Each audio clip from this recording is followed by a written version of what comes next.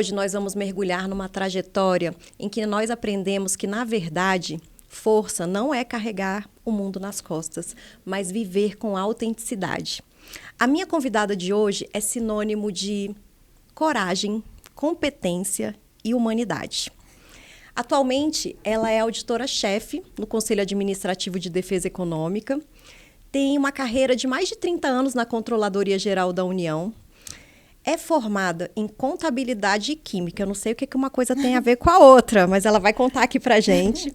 Tem mestrado e um currículo vastíssimo que não vai dar para eu ficar enumerando aqui.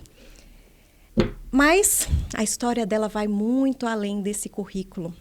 Ela enfrentou uma dor de perder a mãe muito jovem, saiu do Rio Grande do Sul, veio para Brasília, encontrou um amor verdadeiro, constituiu uma família sólida.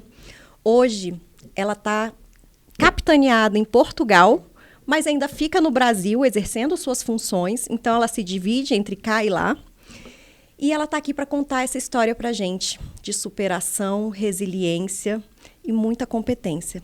Seja muito bem-vinda, Márcia Rosa! Querida amiga, muito bom estar aqui contigo. Eu acho que essas conversas são super importantes para a gente crescer juntas. E com certeza o que eu tenho para falar vai ajudar, mas o que tu também se tem a falar, a tua história de vida é muito rica. Então, sim, as trocas são importantes. E eu acho que a gente só aprende por meio das histórias. Uhum. Ou quando a gente quer ser cabeça dura, vai ser quebrando a cara. Nas dores. Nas dores da jornada. Mas uma das coisas que me fez criar o Talk Joy é justamente trazer histórias, ver o copo meio cheio, para que a nossa audiência não se frustre tanto com as questões da vida, vendo os exemplos dos outros. Márcia, então vamos começar assim, da sua infância, que você cresceu no Rio Grande do Sul, uma família que você era a única filha, você tem mais 2 irmãos. Conta um pouquinho. Sim, filha mais velha, com 2 homens mais novos. Mamãe que cuidava de tudo em casa, absolutamente tudo. Ela que criou os filhos, basicamente, sozinha. Aquele estilo de criação antigo que o marido trabalhando e a mulher em casa. Isso. Foi esse tipo de educação. Uma família muito pobre, com muita dificuldade financeira. Eu lembro de coisas assim, de a gente ir, por exemplo, no armazém, que antigamente era armazém, né, onde vendiam as coisinhas ali no bairro. E a gente olhava as coisas, as balas, enfim, os biscoitos, e a gente não podia comprar, porque a gente não tinha recursos. Então, a minha vida foi muito assim, mas uma infância muito legal de brincar em casa, brincar na rua, correr, estar com os amigos na rua. Então, foi uma infância bem, bem legal, apesar das dificuldades. Eu lembro de outra coisa muito, muito interessante. O material escolar que nós precisávamos para a escola, o pai, eram 3 crianças, só o pai trabalhando. Então, ele ia numa lojinha que vendia material escolar e lembro que parcelava lá em 10 prestações para a gente conseguir ter o caderno, lápis, enfim, tudo. Então, foi assim que eu cresci. Eu sei um pouquinho da sua história, porque, para quem não sabe, eu já trabalhei com a Márcia no CAD, eu com a formação em Direito, vi que tinha uma vaga para trabalhar na auditoria e que aceitava o advogado. Eu pensei, nossa, que diferente, vou me inscrever. Entrei lá, passei e a gente começou a trabalhar juntas. Detalhe, ela com esse currículo vastíssimo, eu morria de medo quando me falavam que ela ia me chamar para conversar com ela. Mas depois eu fui vendo todo esse lado humano, a gente teve a oportunidade de fazer trocas sobre as nossas vidas. E você me contou uma época que na sua infância, é uma questão cultural mesmo, assim, por você ser a mulher, algumas atividades domésticas, caseiras, iam mais para você do que para os seus irmãos. Eu cuidava muito da casa. Então, eu cozinhava desde pequenininha, eu cozinhava para todo mundo em casa. Então, eu aprendi a cozinhar, aprendi a arrumar a casa, enfim, desde muito pequena. Sim. Então, e o que eu percebia, né? Isso também gerou uma questão que é uma questão complexa ali na rotina ou na vida familiar, que na realidade reflete muito de uma sociedade antiga em que os homens não fazem absolutamente nada, não faziam, né? Na época, na educação daquele tempo, não faziam. As atividades domésticas. As atividades domésticas eram formadas para trabalhar, e assim foi em casa também com meus irmãos e comigo. E ali na educação, porque o meu pai, ele era o provedor. Então, os filhos também seguiam aquele caminho. Infelizmente, aquela educação... Eu digo infelizmente, mas foi necessário para que a gente evoluísse e chegasse aqui onde a gente está hoje. Isso, e o interessante foi que você pegou o aprendizado disso e fez na sua família de uma forma diferente, mas a gente vai falar dessa parte mais para frente. O que te fez, assim, sair da sua cidade e vir... Você só veio para Brasília por causa do concurso? Foi. O que aconteceu? Eu me formei em Química, eu tinha 20 e poucos anos, bacharel em Química Industrial, e cadê eu consegui, na época, emprego? Era muito difícil, ainda mais numa época que a preferência era também dar emprego para homens na indústria. E a minha formação era muito ligada à indústria. Então, eu não conseguia. Eu deixei currículos em vários locais e nada de eu conseguir. Eles perderam uma mega profissional. Aí, o que aconteceu? Mas, assim, eu vejo que os caminhos... É como se a trajetória nossa de vida... A gente tem que seguir determinados caminhos. Às vezes o universo, ele conspira. Vai colocando e a gente vai seguindo, acho que um pouco daquela intuição. Exato. Então, assim, eu tentei, não encontrei e comecei a estudar para fazer concurso.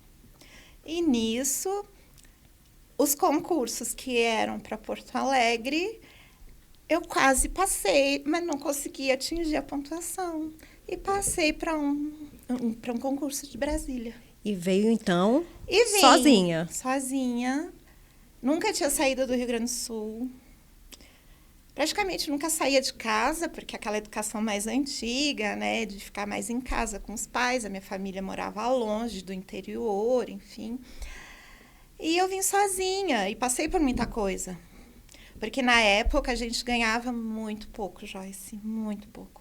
A carreira que depois cresceu... Não era valorizada como é hoje. Não era valorizada. Então, a gente não tinha recursos. Eu morei junto com colegas, né? Enfim, morei em pensão, até que a carreira melhorou. Então, foram mais ou menos um ano e meio, onde foram tempos difíceis, momentos difíceis. Quase voltei para o Rio Grande do Sul, né?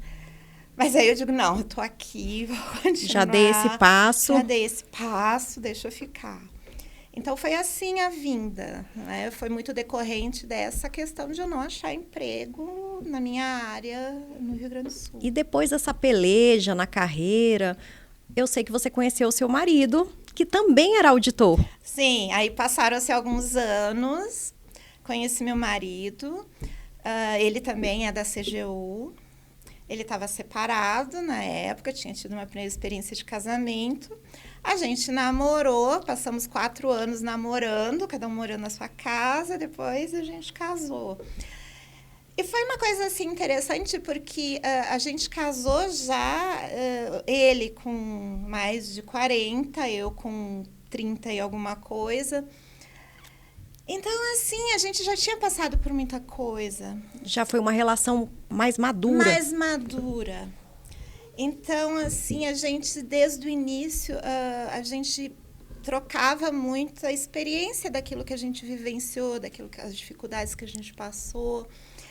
Então, foi sempre uma relação de muito companheirismo desde o início. Muito diálogo, respeito. Muito. Pelo que eu pude, porque eu conheci o Américo, almocei na casa de vocês. E eu vi, assim, como as coisas funcionavam numa sinergia. É um ajudando o outro. Mas, assim, teve muita terapia também, viu, Joyce? Ai, mas eu acho terapia fundamental na vida das pessoas. Teve muita terapia dos dois lados. Sim. Eu fiz muita terapia, ele fez muita terapia também. Então, a gente trocou muita coisa, mas também teve muito apoio. Mas o legal da terapia é que a gente começa a se conhecer melhor e para de fazer o outro de espelho. Exato, exato. Para de culpar, de jogar a culpa no outro, de se vitimizar. E aí a gente para e pensa assim, por que eu tô agindo assim? Por que eu tô vendo o outro de uma forma assada? Exato. E tem uma coisa assim importante também, que um casal, que eu sempre digo assim, não existe um relacionamento perfeito, só de felicidade, só de amor. Isso não existe. Não. Se alguém te disser isso, alguma coisa está errada. Só nos filmes. Só nos filmes. Fora isso, não existe. Então, assim, a relação, ela é feita também de desentendimentos, pontos de vista divergentes, mas é isso que fortalece os vínculos. É uma relação mais madura, mais perpétua ao longo do tempo. E ainda mais vocês que são da mesma carreira. Não, eu pelo que eu pude observar, não tinha competição. Não. Mas apoio mútuo. Não, e isso é muito interessante que tu falaste, porque eu vivenciei, claro, relacionamentos anteriores que foram muito complexos nesse sentido, não é? Às vezes uma competição, uma questão assim, tu ganha mais. E ali comigo e com o Américo, não, muito pelo contrário, não é? E eu sempre dou esse exemplo. Quando eu fui buscar uma certificação internacional em auditoria, o Pedro Augusto tinha 2 aninhos, eu acho, 2 aninhos, 3. E o Américo, eu me levava ele para passear no final de semana, às vezes passava uma tarde com ele fora, para que eu conseguisse estudar. Olha só, que parceria legal. Então, era uma parceria, né? É uma parceria, mas ela é decorrente muito dessa maturidade, eu acho, nossa, de experiências que a gente vivenciou e aprendizados também. Porque eu brinco assim, não adianta, a gente sofre e a gente acaba tendo que aprender com o sofrimento. Se a gente não está aprendendo com o sofrimento, alguma coisa não está legal também. Porque ainda não aprendeu. Porque não aprendeu. Porque o sofrimento, as dores, às vezes as decepções até amorosas, os relacionamentos que não dão certo, eles trazem, obviamente, uma dor. Mas dali a gente tem que tirar um aprendizado. Por que não deu certo? O que aconteceu? Por que eu faço sempre essas escolhas? Por que eu faço isso? Por que eu repito isso ao longo do tempo? O que eu estou querendo confirmar para mim? Exato. Então, tudo isso são aprendizados. Agora, é o detalhe, né, que eu brinco às vezes. Tem gente que não aprende, não é? Não que eu aprenda tudo na vida, não. Eu estou aprendendo ainda muita coisa. Joyce, eu tô com 57 anos e estou aprendendo ainda muita coisa na vida. E olha que você já sabe, já é uma pessoa capacitada profissionalmente, pessoalmente, mas é legal também não criar uma certa soberba intelectual e se abrir, porque por mais que às vezes a gente até já saiba, a gente se atualiza. Exato. E eu não vou dizer assim que eu tenho as minhas dores também.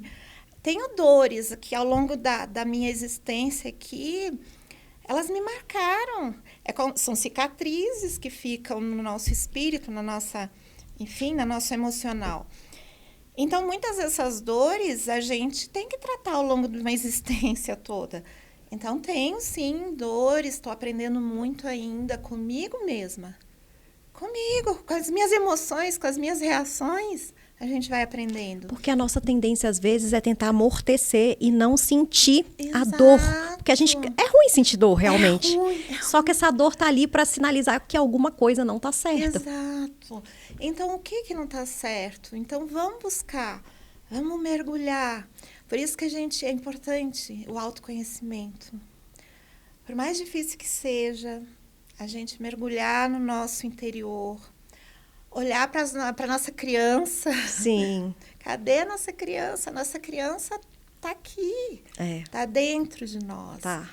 Então, muitas vezes, a gente tem que fazer um carinho para essa criança. Se acolher.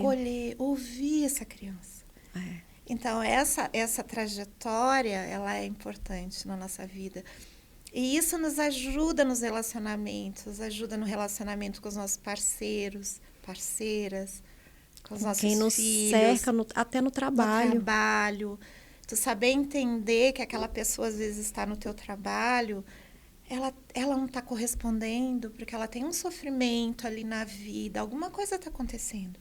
Então, vamos tentar entender. Então, tudo isso, né? Enfim, eu fugi do assunto do marido. Não, mas agora, falando ainda nessa questão toda, voltando, o Américo ficava com Pedro Augusto para você poder se capacitar cada vez mais, sempre te apoiando. Sempre que era necessário, e eu com ele. E a vida não era fácil, porque... E outra coisa que eu falo, eu saí o Pedro Augusto ficou no que a gente chama no berçário, né? Com 5 mesinhos, porque na época... Já tinha que voltar a trabalhar, acho que nem tinha licença de 6 meses. Eram 4 meses. Então, eu não tinha família mais em Brasília. Rede de apoio. A minha mãe já tinha falecido, a mãe do Américo doente. Então, a escolha foi deixar no berçário. É justamente nessa parte que eu quero entrar agora. A maternidade. Com a sua vida sempre muito movimentada. Você sempre foi uma profissional que gostou de se dedicar, se aperfeiçoar. Nunca ficou parada no lugar. Com esse bebê que já foi para a creche. Hoje é creche, antes era o berçário com 5 meses. Como que você lidou com isso? Como que ficou essa situação na sua cabeça? E também com relação ao Pedro Augusto. Eu ia falar Pedro Henrique. Olha, no início, assim, eu chorei muito. Nasce uma mãe, nasce uma culpa. Nasce uma culpa. Eu chorei muito, eu chorava. Eu dizia, Américo, eu não vou dar conta de deixar ele lá. Eu não vou dar conta, eu vou largar a função, eu vou largar. Aí ele, calma que a gente vai dar conta, a gente vai conseguir, nós dois juntos vamos conseguir. Eu saía com ele, eu e o Américo, deixávamos ele 7h30 da manhã e pegávamos 6h30 da tarde. Eu e o Américo com função. Nós dois com cargos de chefia. O que aconteceu? Só que à medida que eu dava mamar, eu ia na escola dar mamar. Ele mamou até quase 2 anos. Ah, perfeito. Ele mamou até quase 2 anos.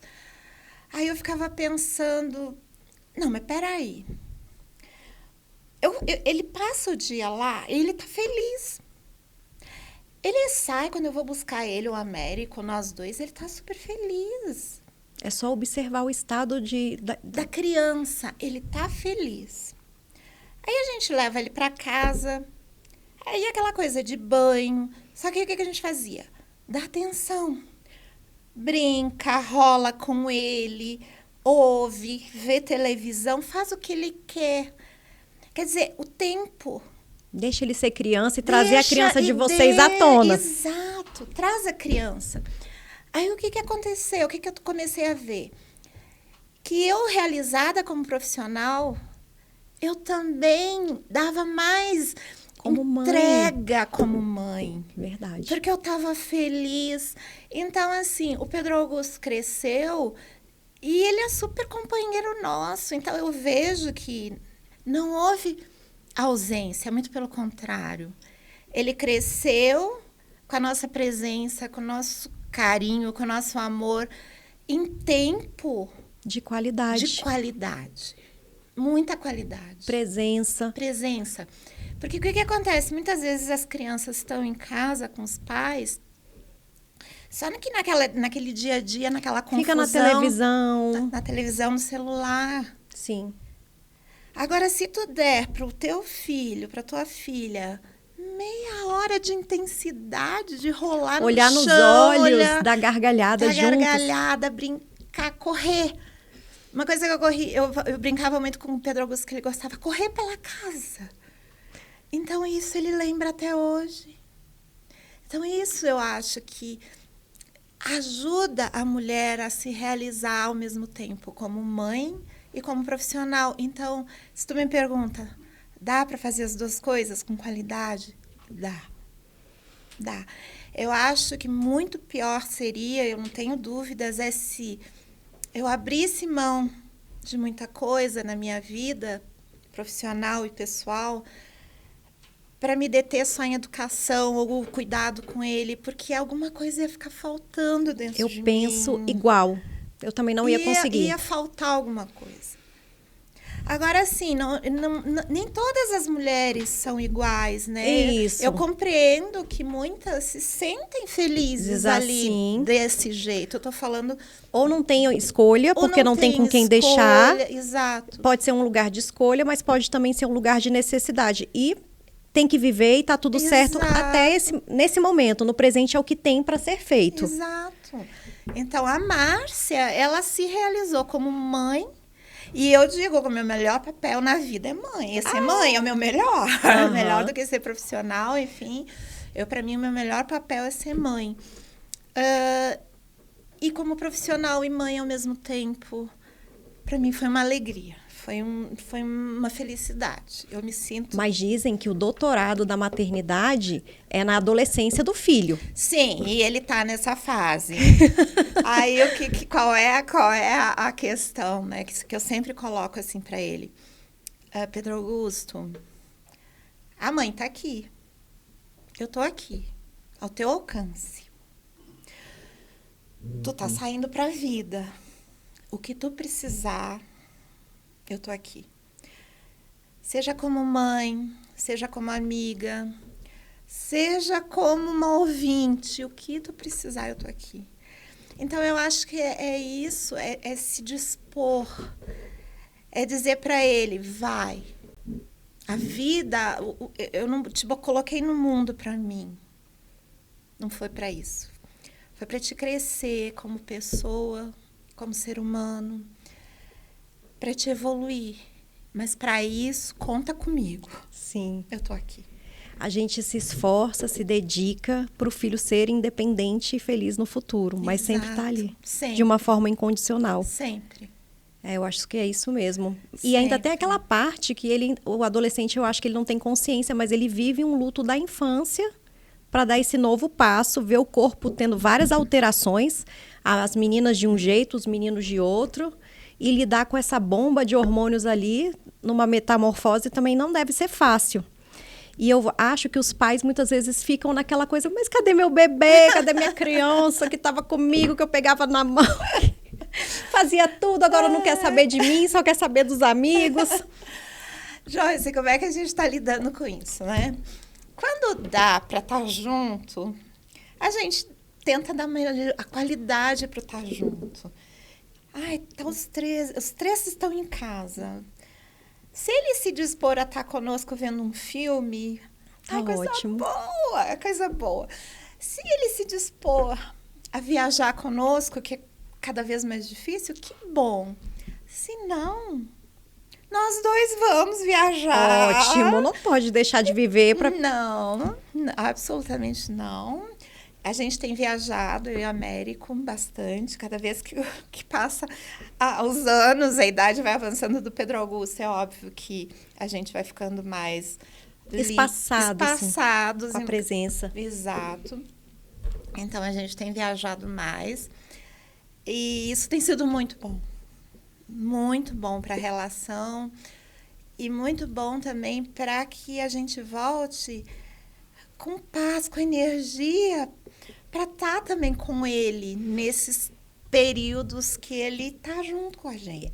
Porque a vida pede de nós que a gente exerça vários papéis. Uhum. Aí tem o papel profissional, o papel marido e mulher, o papel pai e mãe. Isso. Então, a gente tem que saber trazer esse equilíbrio. Sim. E ter esse tempo de qualidade, que é a presença em todas essas áreas. Assim, é difícil, é o mundo ideal, mas se a gente prestar atenção, já ajuda bastante. E respeitar, eu acho que a grande questão é essa. Muito se discute hoje dos jovens, dar limite, eu acho que tudo isso é importante. Mas eu sempre falo, o dar limite com amor. Nossa, agora você pegou até numa ferida minha. Porque eu fui criada para ser resistente, para enfrentar o mundo, e tem gente que me acha forte. Tem dia que eu não tenho faxineira, que eu mesma faço minha unha, eu limpo a casa, cuido do Gabriel. Aí eu penso, aí tem horas que eu quero cobrar dele a mesma resistência que eu tive que aprender. Uhum. Só que aí eu até estava ouvindo um outro podcast, que aí eu penso, que estavam falando sobre isso, que eu não preciso fazer com o meu filho o mesmo que fizeram comigo, ou a vida fez comigo. Eu não estou querendo culpar ninguém nesse caso. Mas eu não preciso repetir isso. Eu te confesso que isso foi também uma luta minha, né? Foi uma luta minha. Assim, a minha história de vida, a gente teve muita dificuldade com a minha mãe, histórias complexas de família. Então, eu tive também que lutar para não repetir. E essa luta, eu observei muito o que aconteceu com a minha mãe. Ela não conseguiu encerrar esse ciclo, porque ela também teve muitas dores que vieram do passado dela, ela transferiu para nós. E eu via aquilo, eu enxergava aquilo. E eu sabia que eu tinha que tentar neutralizar e não repetir com Pedro Augusto. Então, foi sempre uma luta, mas eu acho assim, são várias lutas na nossa vida, Sim. né, Joyce? Várias lutas. E a gente tem que se esforçar naquilo, em tudo, para conseguir superar padrões que às vezes estão arraigados lá no íntimo, no emocional, no espiritual. Então, com o Pedro Augusto também, eu tive que lutar, o Américo também, né, nós dois, para não repetir. Às vezes a gente erra, a gente repete, mas aí vem pro racional, não, eu não posso fazer o mesmo que fizeram comigo, com o meu filho. Então, isso sair do automático e prestar mais atenção. Eu acho que uns 80% eu consegui. Né? Ótimo, ótimo. Eu acho que uns 80% eu consegui. 80% eu consegui não repetir. Então, por isso que eu digo para ele, eu digo muito que eu te amo. Coisa que eu nunca ouvi eu também dos meus pais. E eu falo muito para ele. E ele fala para nós, e ele aprendeu a falar também. Sim. Né? Então, a gente agir de uma forma uma forma diferente daquela que a gente foi criada não é fácil. Não é fácil. Eu dizer eu te amo não é simples para alguém que nunca ouviu. Sim. E pedir perdão. Pedir perdão. Eu não sabia pedir perdão, não. Eu ficava muito difícil. Morrendo ali, mas não pedia. Mas aí eu treinei e consegui. Isso. E a questão é essa na vida, é treinar. Tudo na vida é uma questão de treinar, de insistir, de batalhar. Aquilo que a gente não nasce com um dom nato, a gente aperfeiçoa. Exato. Então, com o Pedro Augusto foi assim. Eu também tive que aprender a não repetir histórias que vieram dos meus antepassados. Mas uma coisa importante, não é? Eu sempre falo. Ao mesmo tempo que a gente tem essas dores, a gente tem coisas incríveis que os nossos antepassados também trouxeram. Aí eu sempre digo assim, a gente tem que agradecer todos os dias. Obrigada por toda essa história, todo esse terreno, essa estrada que os nossos antepassados construíram até chegar aqui.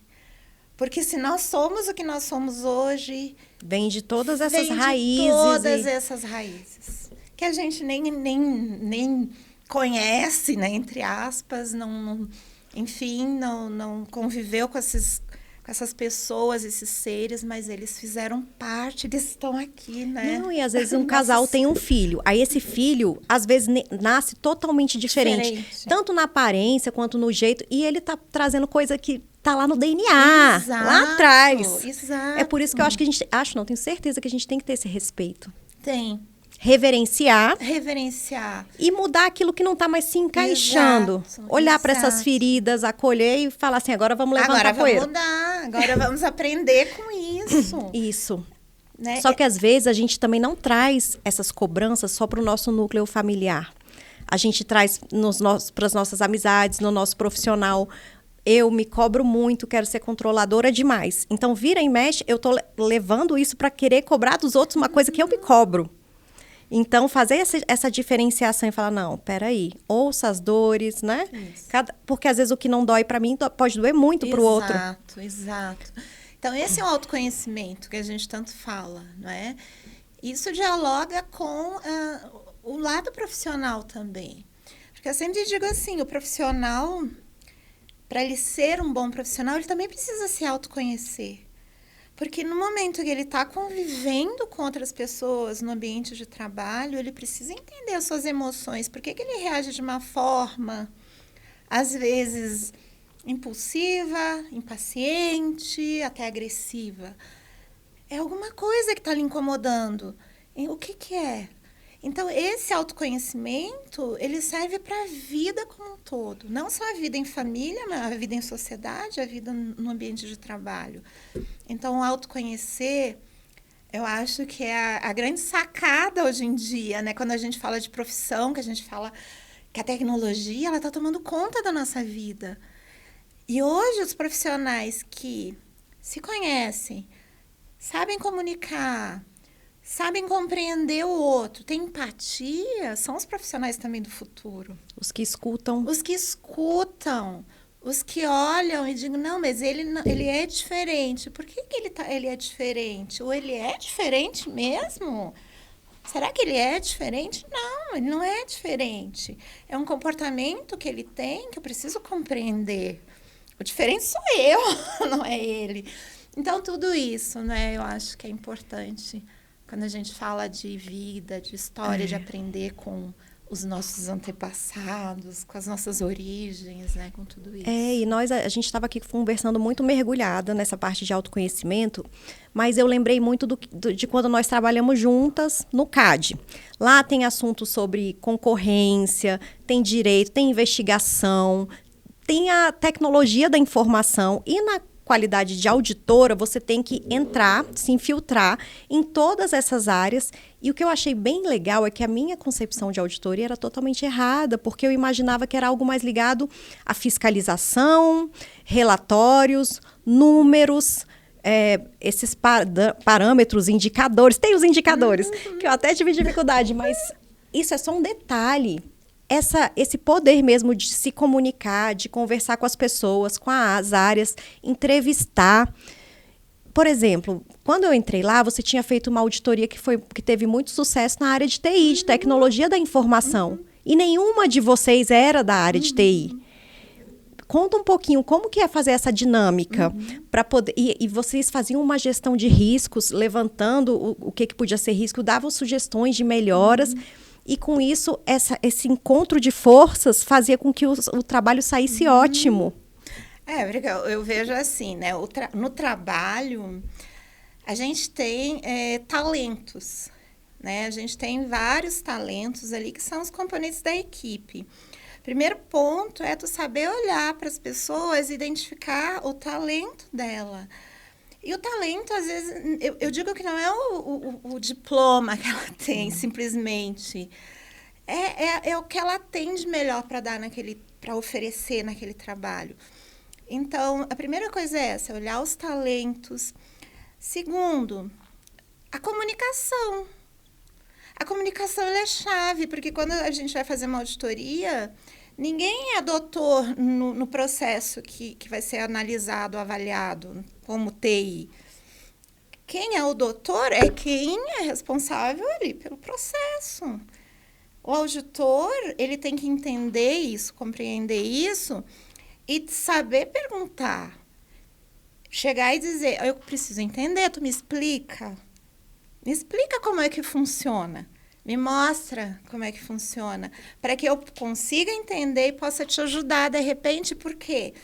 Porque eu entendo um pouquinho mais de risco e de controles. Então, eu posso, de repente, te sugerir algo legal, um risco.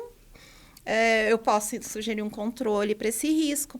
Então, a comunicação, ela é tudo. É a base. É a base. É para o diagnóstico do que precisa. Muito mais do que ter pós-doc em alguma coisa, mestrado, doutorado, pós-doutorado. É muito mais que isso. A comunicação hoje, na auditoria de hoje, que é diferente da auditoria de anos atrás. E aí a gente dialoga com uma coisa interessante, que é a reinvenção do profissional. O profissional precisa se reinventar o tempo todo. Porque as coisas estão tão rápidas hoje em dia. A auditoria mudou em 5 anos. Ela se transformou. Antes era uma auditoria que era só checklist, né? Cara crachá, como dizem. Hoje não. Hoje a gente está olhando risco e controle. Então, o profissional ele precisou se reinventar. O auditor que não se reinventou, não disse, não, peraí, eu preciso aprender, ele ficou para trás. Então, isso faz parte do dia a dia do profissional e é chave. A comunicação e se reinventar o tempo todo. Acompanhar esse avanço da tecnologia, saber utilizá-la a seu favor. Exato. E tecnologia, hoje, é a base de tudo. Não existe mais papel. Muitas carreiras vão sumir, outras vão ser criadas. Vão se transformar. A própria auditoria, ela está se transformando, ela está no processo de transformação. Então, o profissional da auditoria entender isso, estudar, se reinventar, faz parte do processo. Sim.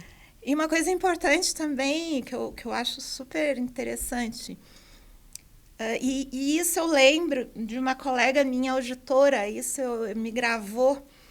Uma colega minha, ela estava para aposentar na semana seguinte. Faltava uma semana. E ela estava lá comigo, discutindo, debatendo, agregando valor. Então, não importa não importa a idade, não importa o tempo. Tá todo mundo ali para contribuir de alguma maneira. Todo mundo. De acordo com o seu momento e com a sua história. Exato. Como a gente começou aqui, as histórias ensinam. Exato. A gente aprende o tempo todo. Não importa a idade, não importa os anos de experiência. Dizer que eu sou uma auditora há 30 anos e eu sei tudo, isso não existe. Porque eu estou aprendendo, o mundo está novo, eu estou tendo que aprender tudo de novo, tudo. E você vive em muitas interações no conselho conselho de administração do Instituto dos Auditores Internos do Brasil. Lá você também é outra vertente e eu vejo que você está sempre nos congressos, seja numa cadeira assistindo, seja como palestrante e em várias reuniões online, trocando com as pessoas. Deve ser algo assim que enriqueça muito. Muito. Eu acho assim que tu tem que estar sempre junto com os teus pares. A ideia, quando a gente fala hoje, e a gente tem dificuldade, viu? As mulheres, elas têm dificuldade de fazer isso, de estar em contato com as pessoas, de estar fazendo aquele chamado, que eu esqueci o termo Não agora. É um networking. O networking. A gente precisa, a mulher, ela não foi a profissional. Ela não foi para fazer, não sabe fazer networking. Eu acho tão importante, tão enriquecedor. Porque a mulher, ela quer, na realidade, ela acaba assumindo muitas responsabilidades. Quer carregar o mundo nas costas. Ela quer mostrar muita coisa, mas ela tem essa dificuldade de ir para o cafezinho, como a gente chama, ir para o corredor. Olha, eu aprendi que você tem que aprender a ter conversa fiada com as pessoas para se conectar. Exato. A gente tem que aprender a fazer isso. A mulher, hoje, ela precisa aprender. Nós estamos aprendendo, na realidade. Então, tu tá ali em contato com teus pares, tu tá fazendo networking, que não é como muitos acham, né, que é buscar, por exemplo, ser muito vantagens, não é nada disso. Não é interesseiro, são conversas interessantes. Exato. A gente precisa de ambiência. Exato, ali tu tá aprendendo, né, ali tu tá crescendo como profissional. Então, é isso que a gente precisa, que a profissional de hoje precisa. Não ter medo. Márcia, é fácil? Não, ainda mais para nós, a minha geração, que ela não foi acostumada a fazer isso. A minha geração, de mulheres, ela vivenciou muita coisa difícil. Joyce, nós vivenciamos até assédio no ambiente de trabalho. Ele ainda existe. Na minha época de estágio também. Mas ela ainda existe. A gente ainda sabe existe. Que existe. Mas antes era muito mais corriqueiro. Não se falava nisso. Era silencioso. A mulher sofria calada. Porque ela ainda ia ser, até hoje, ia ser julgada como foi a culpada. Exato. Então, no passado, 30 anos atrás, quando eu entrei, o que acontecia? A nossa forma de mostrar é trabalhar. Então, a gente se dedicava ao máximo e nunca dizia não. Nunca dizia não. E, às vezes, esse reconhecimento não vinha. Exato. Então, o que acontecia? A gente acumulava um monte de trabalho, e nós não crescíamos como profissional nas carreiras. Por quê? Porque a gente não tinha como, era muita tarefa. No momento que a mulher aprendeu a delegar, a dizer não... O que a gente tem que treinar todos os tem dias. que treinar todos os dias, que não é fácil, porque parece que está no nosso DNA também. Tá, eu trabalho muito isso na terapia. Tem que trabalhar.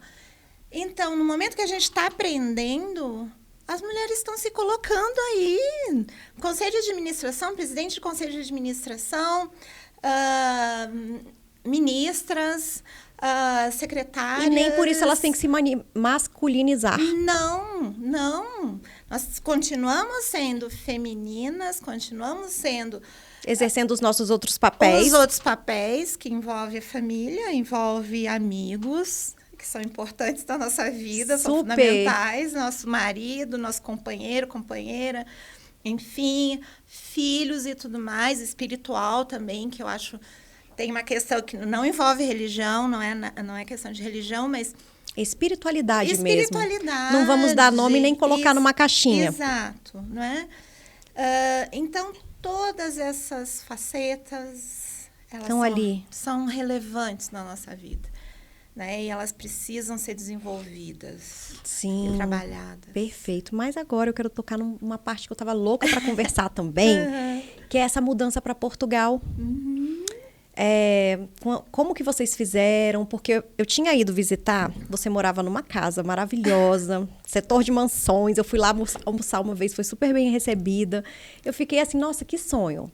Aí você se despiu, vocês venderam a casa e tiveram a oportunidade de mudar de país, porque tiveram essa oportunidade. Conta um pouquinho, como que foi esse processo? Joyce, assim, a gente vinha amadurecendo já há alguns anos, né, essa história. E eu digo assim, não foi simples, né? Foi uma decisão bem complexa, mas uma decisão madura. Que os três, aí o Pedro Augusto participou também da decisão, de sair do Brasil, principalmente, 2 motivos básicos. Primeiro, tentar dar uma oportunidade diferente para o Pedro Augusto. Colocar ele no mundo. Né? Literalmente. Literalmente no mundo. E dizer para ele o seguinte, filho, essa realidade existe. Não que tu não possa voltar para o Brasil. Não, nada disso.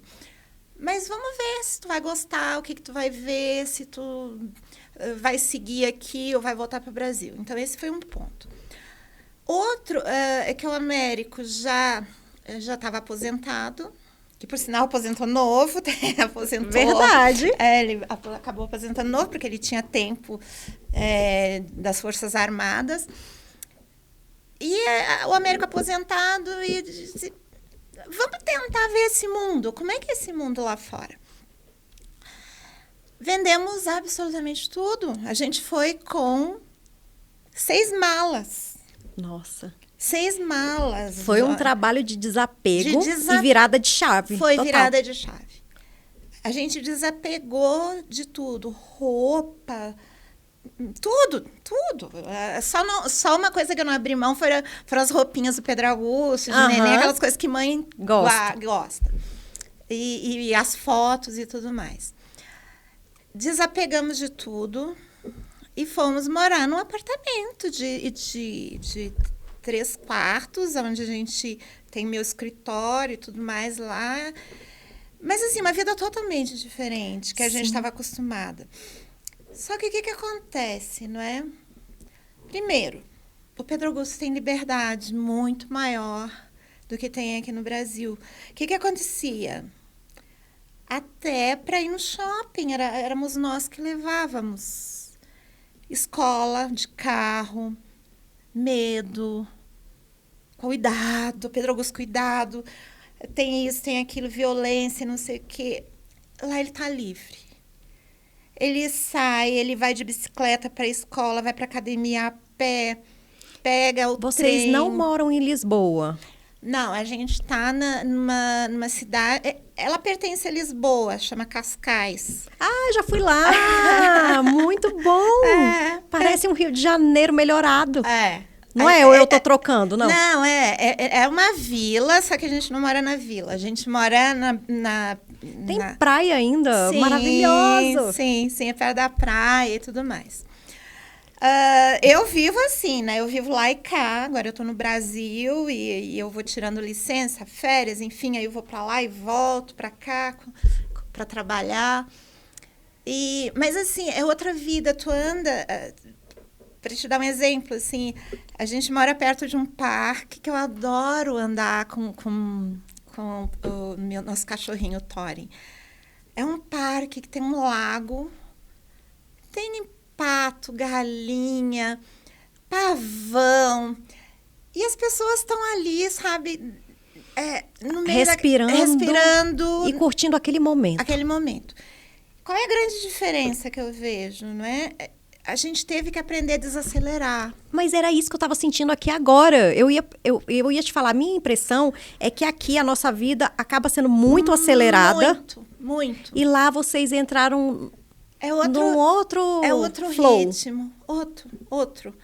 Então, assim, tu anda, tu respira com calma, tu consegue andar na rua sem medo, tu consegue ir para um parque, muitos shows gratuitos em vários locais da cidade. Então, é outro ritmo de vida.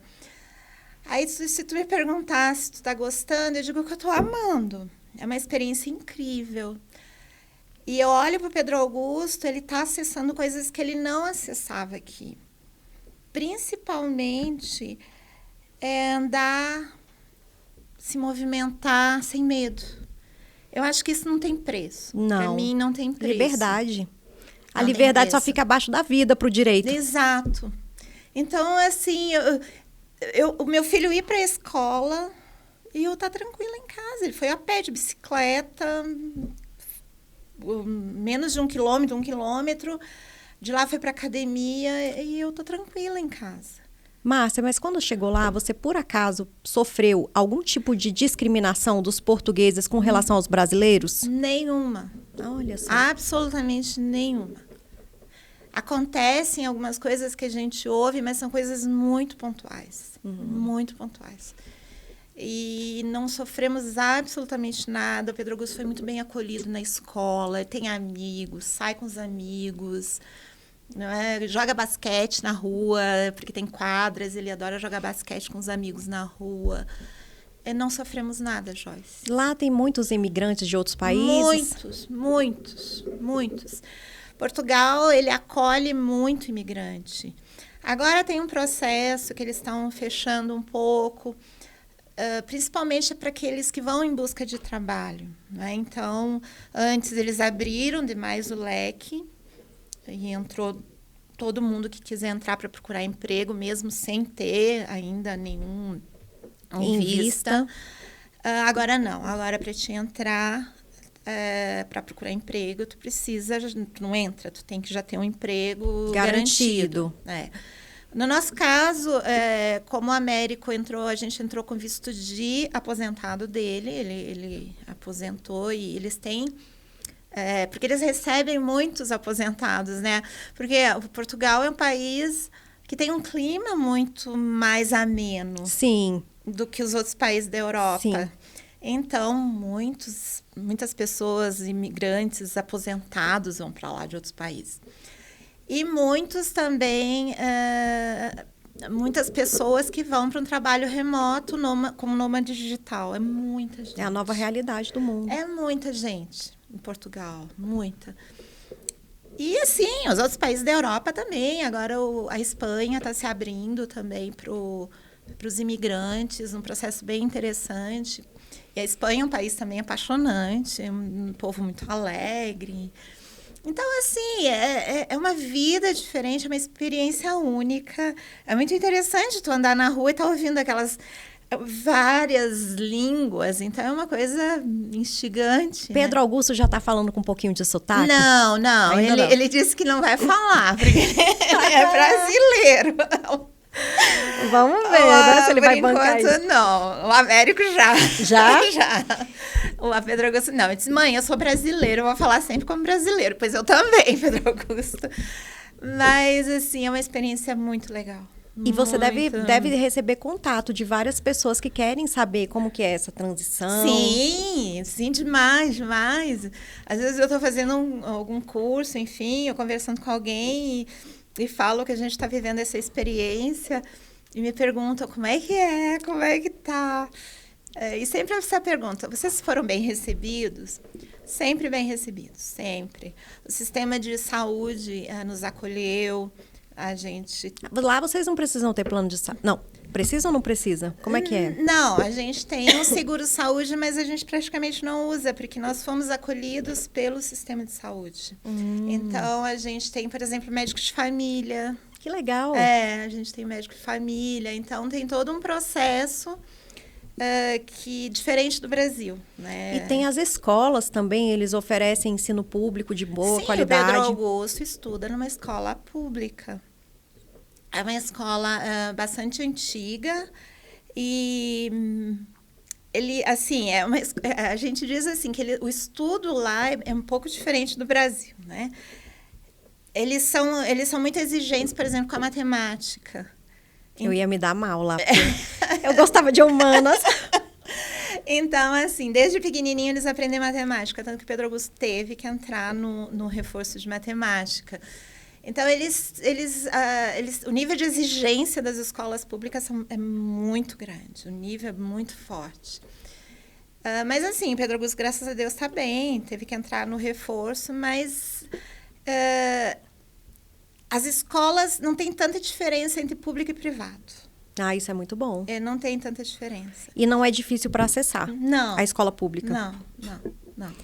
Márcia, outra coisa também é a questão de viagens. Como você já está na Europa, você tem ali um leque. Sim.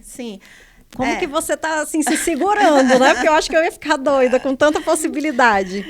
Eu não consigo acessar tanto, viajar tanto, porque eu estou muito no Brasil ainda, né? Então... Mas a última vez que a gente conversou, que a gente fez uma videochamada, você estava prestes a tirar férias. E vocês iam fazer uma viagem em família. Isso. Nessa nós fomos para a França, para a Bélgica, Luxemburgo, Alemanha. Então, assim, foi muito legal. Foi muito legal. Primeiro porque se concretiza aquilo que tu percebe da Europa. O ritmo da Europa é outro. É um ritmo mais lento, as pessoas estão na rua. Muita gente, por exemplo, na Bélgica, andando de bicicleta. Eles não andam de carro, eles andam de bicicleta. Então, é muito legal tu ver uma cultura diferente. Então, assim, tu aprende muito. Tu vê como o mundo... Mas tu vê também como o Brasil é grande e diverso. Aí que está uma questão. Tu olha, às vezes tu precisa sair para fora para ver quanto o Brasil é bonito, quanto o Brasil é diverso, quanto o Brasil ele tem questões assim humanas interessantes, as pessoas acolhedoras, não que lá não tenha. Mas tu vê a diferença da cultura brasileira. Aqui eu sinto uma abertura nos lugares onde eu vou, no supermercado, onde quer que seja. Não, onde quer que seja, tu conversa. As pessoas te chamam para casa delas. Então, toma um café, o mineiro tem um cafezinho com pão de queijo. Não, o nordestino maravilhoso, também. O nortista divino. Então, os gaúchos fazem um churrasco. O churrasco, o chimarrão.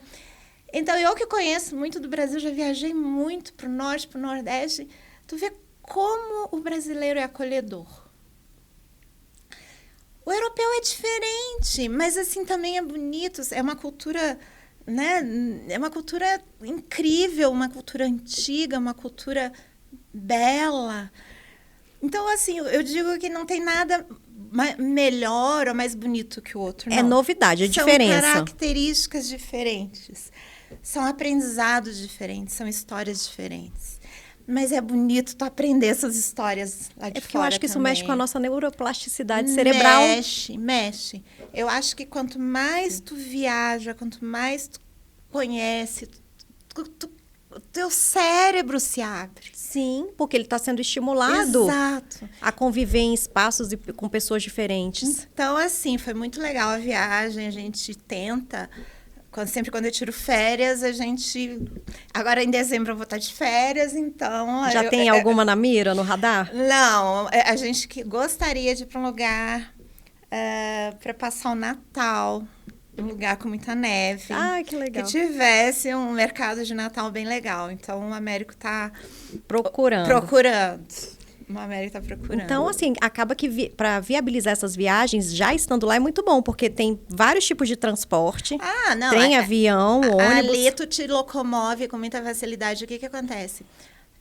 As viagens de avião, elas são muito baratas. Sim, porque é tudo pertinho. Muito baratas, consegue preços excelentes, até mais em conta do que o trem.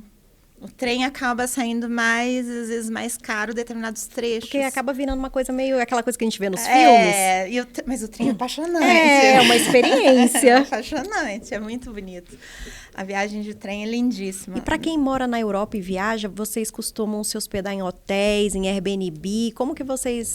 gente, escolhem de tudo diferente? Tudo diferente. Depende do país. Tem países mais caros, por exemplo, a gente esteve em Luxemburgo. Luxemburgo é um país, assim, caríssimo, mas em compensação, o que aconteceu em Luxemburgo? O transporte público é gratuito. Então, uma coisa compensou a outra. Então, a gente ficou num Airbnb, mas em conta, e viajamos muito ali para conhecer de trem. Os arredores. Que é todo o país, é gratuito, inclusive para turista. Que legal. Então, varia muito, depende do país, dos valores que... A França Paris, caríssima, uma cidade muito cara. Então, às vezes, a gente pega cidades mais caras, fica numa acomodação mais simples, para gastar em outras coisas. Então, a gente vai fazendo o que dá, o que pode. E eu acabei de ter um insight, porque você está abrindo literalmente sua cabeça, vivendo com outras culturas, com outras pessoas, viajando. E eu tenho certeza que você já está trazendo um pouco dessas experiências para o seu ambiente de trabalho atual. Mas você pensa em fazer algo depois que você se aposentar? Sim. Envolvendo essa transnacionalidade, a tecnologia, a inteligência artificial, essa possibilidade que a gente tem agora de trabalhar em qualquer lugar do mundo. E trazer um pouco dessa sua bagagem. Um pouco não, trazer essa bagagem para compartilhar com as outras pessoas.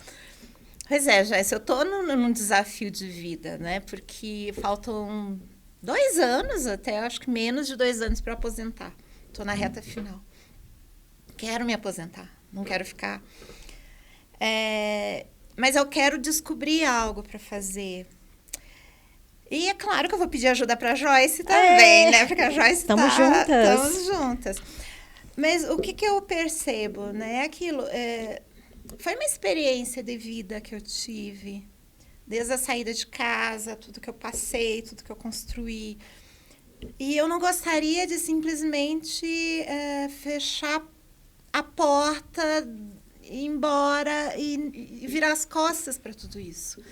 Então, eu estou num momento que eu digo que é um aprendizado para mim, que é, de novo, internalizar em mim mesma, olhar para dentro, me autoconhecer nesse momento atual e ver o que eu posso contribuir, o que eu posso fazer de forma que esse aprendizado que eu tive possa ser multiplicado. Então, eu estou me descobrindo. Você está catalogando a sua biblioteca interna, está Exato, fazendo um trabalho de bibliotecária da vida Exato. que você trouxe até hoje. O que eu posso fazer? Quem eu posso inspirar? Não é? Então, muita gente, não tenha dúvidas. É isso que eu estou... E de todas as idades. Eu estou tentando buscar, né? Tentando me descobrir. Essa inquietação com a vida. Eu sou muito inquieta. Eu sou muito inquieta. Eu gosto de aprender. Eu também. Eu gosto de crescer, eu não gosto de ficar parada. Quando eu fico parada, eu fico triste. Eu também. É por isso que eu tô aqui. Mas o meu marido fala isso. Ele diz assim, tu tem que arranjar alguma coisa para fazer depois de aposentada que tu vai entrar em depressão. Eu digo, eu sei, porque eu sempre sou muito conectada. Sim. Eu gosto de aprender, eu gosto de crescer, eu gosto de conversar, eu gosto de ensinar. Então, isso é um dom. Eu não posso, né? Eu não posso simplesmente, não. Parei, cerrei, Agora eu vou viajar. Não vai dar certo. Dá pra fazer os dois. E a sociedade que vai ganhar. Eu não posso, eu tenho que me descobrir. Mas tô tentando, né? Eu ainda tenho aí um tempo e eu tô avaliando e vendo o que eu vou fazer. Márcia, agora a gente está se encaminhando para o final. E com todos os meus convidados, eu faço um quadro que é um bate-bola. Chama um quadro do pozinho de pirlim, pim, com a Joy. Eu amei. Aí eu faço umas perguntas e você responde o que vier em primeiro lugar na sua cabeça. Tá. Márcia, com essa vida em Portugal, você aprendeu algum ritual, algum costume que você vai levar de lá para sua vida? Desacelerar na vida. Com certeza, a gente precisa desacelerar e olhar o que a vida tem de bom para nos dar. A natureza, o vento, o sol, os pássaros. Foi o meu grande aprendizado. O que a Márcia de hoje aconselharia para a Márcia de 15 anos de idade, lá no Rio Grande do Sul? Tenha paciência, que a vida ela é sábia. E aprenda com cada passo que tu der na tua vida. Márcia, eu só tô pedindo conselho, porque eu só tô vendo uma sabedoria aqui na minha frente. Não. Qual conselho, com toda a sua bagagem, que você dá para esses jovens que estão aí nesse mercado? Alguns estão preocupados, com medo da escassez. Qual conselho você dá para o pessoal, para essa garotada? Busquem olhar para dentro de vocês, se conhecerem. O futuro, ele tá voltado para as habilidades comportamentais. Aprender técnica, aprender tecnologia é fácil. Difícil é aprender a se relacionar, a ter empatia, saber comunicar. A não ser tão impulsivo. Não ser tão impulsivo. Isso aí eu lido com isso até hoje. Querer as coisas para ontem, que a vida não é assim.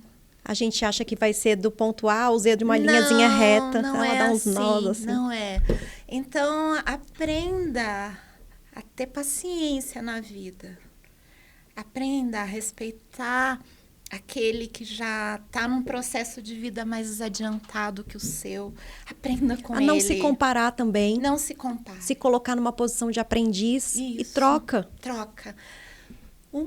A gente veio para aprender uns com os outros. Essa é para mim, a grande sacada da vida na Terra. É aprender com os outros. E eu acho que a gente tem na nossa essência o amor. E esse amor pode se desenvolver de várias formas. E isso, quando colocado em prática, gera a prosperidade. Exato. E vai circulando. Não pode guardar para si, fechar a caixinha, que senão você vai ficar triste com tanta coisa guardada. Exato. Bom, Márcia, para quem quiser encontrá-la, eu vou deixar aqui na descrição o endereço dela no LinkedIn, que lá é uma página que ela se manifesta bastante, mostra todos os eventos que ela participa, compartilha. Espero ver muitos vídeos seus. E eu quero ver também coisas da vida pessoal. Para a nossa conexão estar sempre acesa. Apesar do tempo e da distância. Foi um prazer estar com você aqui. Mas antes da gente fechar esse quadro, eu quero que você me dê um feedback. Como que você se sentiu gravando um podcast, mostrando um pouco da sua história de vida? Bom, foi meu primeiro podcast. Ai, então que honra!